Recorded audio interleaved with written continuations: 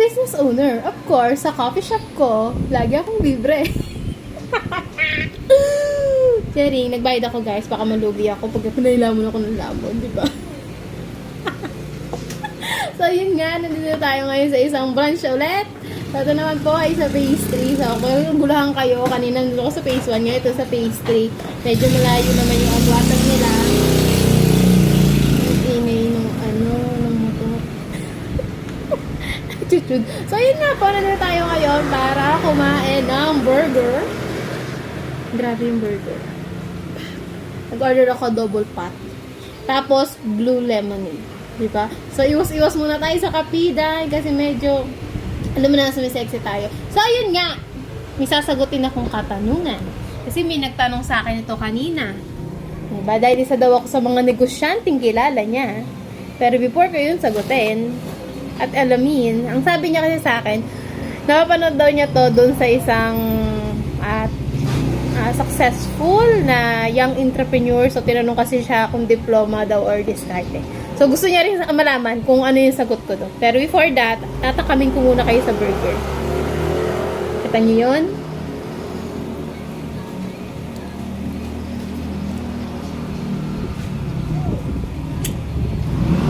Tapos, ito yung blue lemonade. Alam niyo ba, as low as 28 pesos, meron ka ng blue lemonade na ang sarap. Hindi ko na pinilagyan ng sinker saka ng lemon. Kasi usually may sinker to, or yung jelly saka yung lemon. Hindi ko na pinilagyan yun sa akin. Yun. So, yun nga, sagutin na natin yung kanyang katanungan. Sabi niya sa akin kung ako daw ang sasagot if diploma or diskarte, ano ang aking kasagutan. So, guys, ayoko mamili at wala naman talaga dapat piliin dun. Kasi bakit? Unat sa lahat, tayo ay nag-aral, diba? Para magkaroon ng knowledge. Okay, nagkaroon tayo ng knowledge, lumaki tayo, nag-aral tayo ng ayos, bulol pa si ate ko. So, guys, diploma po at saka diskarte. Okay? Hindi diploma lang, hindi diskarte lang ang batayan sa buhay.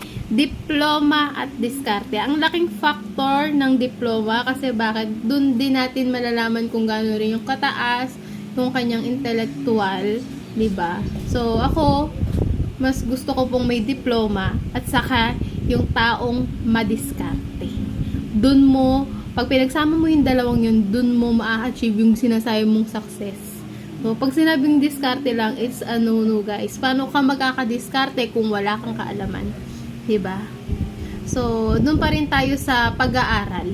Mag-aaral tayo mabuti, okay? Dun sa mga nagsasabi na yung mga estudyante, ay dumiskarte na lang kayo dahil ganoon din naman ang buhay. No. So, ako po natutong dumiskarte at the age of 16 years old. Nagtrabaho ako sa palengke. Doon. Tapos, after that, sa ako nag-aral ng TESDA. Then, nagkaroon ng trabaho maganda. Dumiskarte ulit. Nagkaroon ng negosyo. Hanggang sa nagkaroon na ng mga negosyo. So, diskarte at saka diploma. Kaya wala ka dapat piliin doon. Doon sa dalawang yon galingan mo. Okay? Para ma-achieve mo yung success na gusto mo. Okay? So, yun lang, guys. Bye! I will enjoy this burger. The colored cake burger na matitikman nyo, dito lang yan sa Dayanara Cafe. And by the way, guys, we are open for franchising. So, yan, message nyo lang po yung Dayanara Cafe or mismong ako kung gusto nyo ng mabilis na transaction.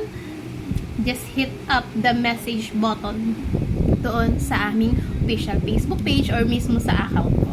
So, yun lang. Bye again! Ha? Mag-aral ka para matuto ka ng miskarte?